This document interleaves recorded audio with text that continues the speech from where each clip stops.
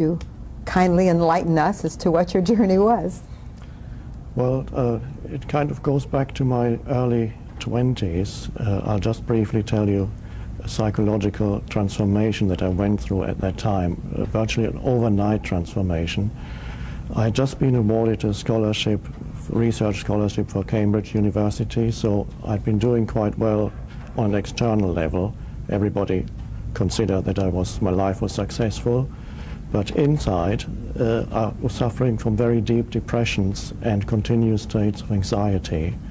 And I had been suffering from that for years. So I was actually miserably unhappy, while everybody else around me thought that I was a very successful person.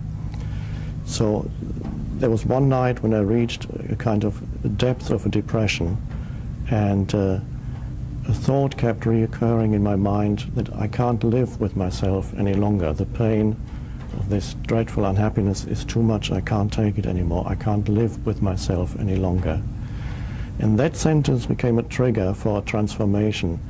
I cannot live with myself any longer. And suddenly I thought, what does this mean?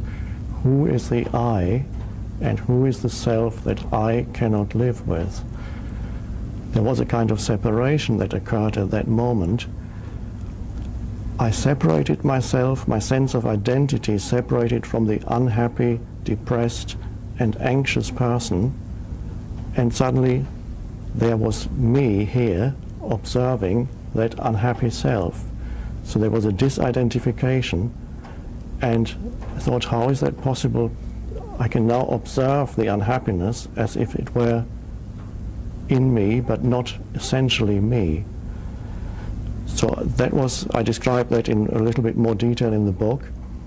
When I woke up the next morning, I was in a state of very deep peace, and that lasted for several months, and it never really left me, but that deeply blissful state lasted for several months, and I didn't know what had happened to me. How is it possible that from one day being a very anxious person, I could suddenly become transformed into a deeply peaceful person?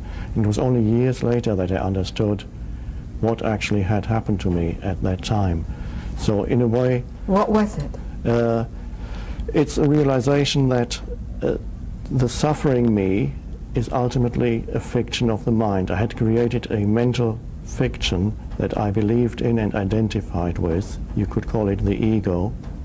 And through the pressure of suffering, I separated from that fiction. And when I separated from that fiction, it collapsed as if a plug had been pulled out of an inflatable toy, because it ultimately wasn't real. I realized then that the suffering self wasn't ultimately real. It was a fiction. And in a way, that's also the basis of the book. And when I later started to work with people, very often people came to me who were in some kind of suffering, some form of pain.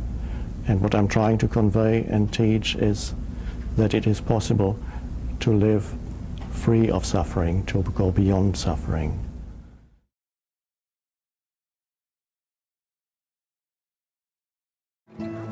You were there on a park bench for 2 years.